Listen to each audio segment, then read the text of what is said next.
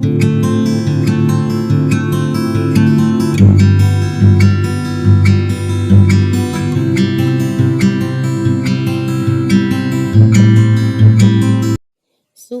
प्यारे बच्चों।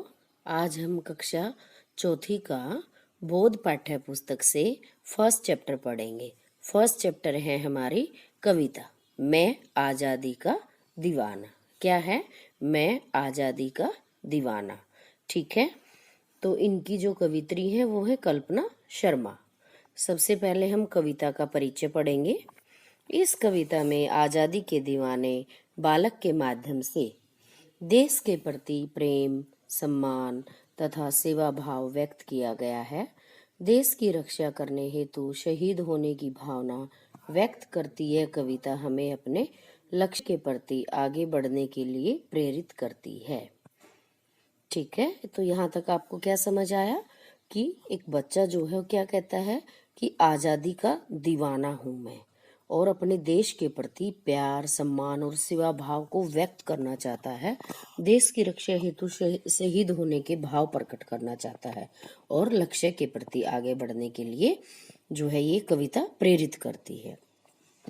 फर्स्ट जो आपका पंक्तियां हैं अपनी कविता की, मैं आजादी का दीवाना आगे आगे बढ़ता हूँ, भारत माता की जय बोलूं, नहीं किसी से डरता हूँ। तो इसमें क्या कहा गया है लाइनों में, ध्यान से सुनेंगे सभी। मैं आजादी का दीवाना हूँ, क्या कहा कि मुझे आजादी बहुत पसंद है और मैं उसके साथ ही साथ आगे बढ़ना चाहता हूँ, आगे जाना चाहता हूँ। सबसे पहले क्या है कि मैं भारत माता की जय बोलूंगा और मैं किसी से भी नहीं डरता हूँ, क्योंकि मैं जिस देश में रहता हूँ मुझे उस देश से प्यार है, देशवासियों के प्रति प्रेम और सम्मान की भावना है। नेक्स्ट लाइन में देखिए सभी बच्चे, हाथ में जब तक रहे तिरंगा, जब तक सांस में सांस रहे, भारत का गुणगान करूंगा, जब तक जान में जान रहे।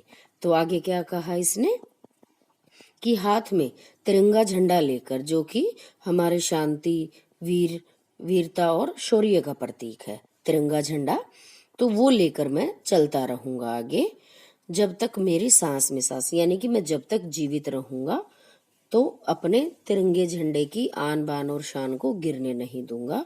भारत का गुणगान करूंगा, अपने भारत की जो है जय जयकार करता रहूंगा कि मेरा भारत कितना अच्छा है, जब तक मेरी जान, यानी कि जब तक मेरे प्राणों में सांसें चलती रहेंगी मैं ये कार्य लगातार करता रहूंगा। कौन सा?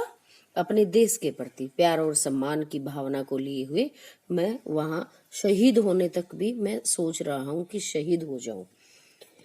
नहीं थकूंगा नहीं रुकूंगा, नहीं थकूंगा नहीं रुकूंगा, नहीं डरूंगा नहीं दबूंगा, वहीं रहूंगा वहीं डटूंगा, वहीं रहूंगा वहीं डटूंगा, मैदान छोड़कर नहीं। नहीं थकूंगा नहीं रुकूंगा, नहीं डरूंगा नहीं दबूंगा, वहीं रहूंगा वहीं डटूंगा, वहीं रहूंगा वहीं डटूंगा, मैदान छोड़कर नहीं हटूंगा। तो आगे की लाइनों में क्या कहा उस बच्चे ने कि मैं न तो थकने वाला हूँ, ठीक है, और मैं ना रुकने वाला हूँ, ना मैं किसी से डरता हूँ, ना मैं किसी से की दबता हूँ, यानी कि किसी के दबाव में आकर मैं पीछे हटने वाला नहीं हूँ। अगर मुझे अपने देश के लिए अपने प्राणों का न्यौछावर करना पड़े तो भी मैं वो हंसते हंसते न्यौछावर कर दूंगा अपने देश के लिए, अपने प्राणों को। वहीं रहूंगा मैं, अगर लड़ाई हो जाती है या कोई मुसीबत हमारे देश पर आ जाती है तो मैं पीछे नहीं हटूंगा, और मैदान छोड़कर, यानी कि युद्ध का मैदान या लड़ाई के मैदान को भी मैं छोड़कर कहीं नहीं जाऊंगा। ठीक है, तो सब बच्चों को समझ आ रहा है बेटा यहाँ तक? ओके। ऋण में गर में पहुंच गया तो, रण में गर में पहुंच गया तो महाकाल बन जाऊंगा, सारे शत्रु सिहर उठेंगे, सारे शत्रु सिहर उठेंगे, इंकलाब बन जाऊंगा। तो क्या कहा उस बच्चे ने आगे कि मैं युद्ध के मैदान में अगर पहुंच गया तो मैं महाकाल बन जाऊंगा। महाकाल क्या होता है कि शत्रुओं पर एकदम से टूटना, ठीक है, भयानक रूप ले लेना और शत्रुओं का विनाश कर देना। ठीक है, तो यहाँ पे महाकाल का यह मतलब बताया गया है कि वो शत्रुओं को बुरी तरह से नष्ट कर देगा, ध्वस्त कर देगा, मार देगा उनको। सारे शत्रु सिहर उठेंगे, यानी कि शत्रु जब देखेंगे कि ये तो बहुत जो है भयानक रूप लिए हुए है, तो वो कांप जाएंगे और जो है मेरा रूप देखकर कांप जाएंगे। इनकलाब बन जाऊंगा, यानी कि बहुत बड़ी क्रांति का मैं एक कारण बन जाऊंगा कि दुश्मनों को मार दूंगा मैं, ठीक है। और दुश्मन जो है मेरा ये रूप देखकर कांप जाएंगे और तब बहुत बड़ा एक बदलाव आएगा, ठीक है। नेक्स्ट पेज पे शांति, प्रेम और दया भाव का मैं सागर बन जाऊंगा। शांति, प्रेम और दया भाव का मैं सागर बन जाऊंगा।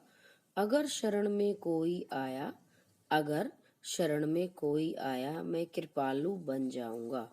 तो आगे उस बच्चे ने क्या कहा? शांति, ठीक है। शांति का संदेश लेने वाला या शांति, प्रेम, प्यार, दया भाव, मैं इन सभी का एक सागर बन जाऊंगा, यानी कि इतनी सारी जो गुण हैं वो मेरे अंदर समाये हुए हैं। कौन कौन से? शांति, प्यार और दया का जो स्वभाव है उसका, उन सभी को लेकर मैं एक बहुत बड़ा सागर की तरह बन जाऊंगा, जो ये सारी चीजें मेरे अंदर समाई हुई हैं। अगर शरण में कोई आया, अगर मेरी शरण में कोई आता है, मेरे ऊपर जो है बहुत बड़ी क्रांति का मैं एक कारण बन जाऊंगा कि दुश्मनों को मार दूंगा मैं, ठीक है।